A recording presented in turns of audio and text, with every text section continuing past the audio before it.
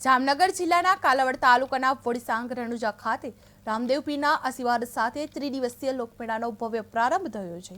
સાંસદ પૂનમબેન માડમ અને ધારાસભ્ય મેઘજીભાઈ ચાવડાના હસ્તે મેળાનું ઉદ્ઘાટન કરવામાં આવ્યું હતું, જ્યાં જિલ્લા ભાજપ પ્રમુખ ડોક્ટર વિનુભાઈ ભંડેરી સહિત આગેવાનો મોટી સંખ્યામાં હાજર રહ્યા હતા।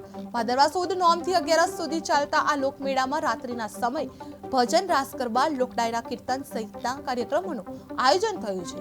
લાખો ભક્તો ઉમટી મેળાની મોજ માણે છે, ત્યારે તંત્ર તરફથી સુરક્ષા, ફાયર અને આરોગ્ય સેવાઓની સઘન વ્યવસ્થા કરવામાં આવી છે।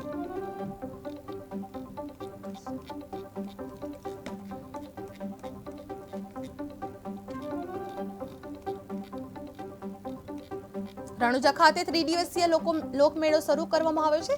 સાંસદ ધારાસભ્યએ ઉદ્ઘાટન કર્યું હતું। ભક્તો માટે ભજન, રાસ ડાયરા જેવા કાર્યક્રમો રાખવામાં આવ્યા છે। લાખો લોકો મેળાની મોજ માણવા ઉમટ્યા હતા। સુરક્ષા, આરોગ્ય વ્યવસ્થા તંત્ર સતર્ક બન્યું હતું। રામદેવ પીરમાં લોકમેળો શરૂ કરવામાં આવ્યો છે। ત્રિદિવસીય સાંસદ ધારાસભ્ય દ્વારા ઉદ્ઘાટન કરવામાં આવ્યું હતું। ભક્તો દ્વારા ભજન અને લાખો ભક્તો ઉમટી મેળાની મોજ માણે છે, ત્યારે તંત્ર તરફથી સુરક્ષા, ફાયર અને આરોગ્યની સેવાઓની સઘન વ્યવસ્થા કરવામાં આવી હતી। રણુજા ખાતે ત્રિદિવસીય લોકમેળો શરૂ કરવામાં આવ્યો છે।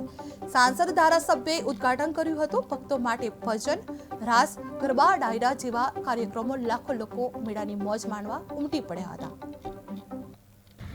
દર વર્ષની જેમ રણુજા ખાતે ભાદરવા મહિનાની નોમના પાવન પર્વે 3 દિવસનો ખૂબ જ સરસ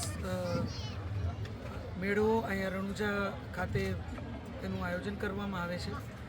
અને આ મેળાની એક અલગ જ વિશેષતા છે। એમાં લોકો સમગ્ર ગુજરાતમાંથી, આજુબાજુના રાજ્યમાંથી, રાજસ્થાનથી લોકો અહીંયા બે દર્શનનું પણ આ 3 દિવસનું મહત્ત્વ છે। આજના દિવસે 52 ગજની ધજા રામદેવ પીર મહારાજને ચડાવવામાં આવે છે। સાથે આજના દિવસથી લઈ અને 3 દિવસનો મહોત્સવ, એમાં ભોજન, ભજન અને ભક્તિ, આ ત્રણેયનો ખૂબ સુંદર સમન્વય હોય છે। સાથે આપણી પરંપરાગત આખો ભાતીગઢ મેળાનું આયોજન થાય છે।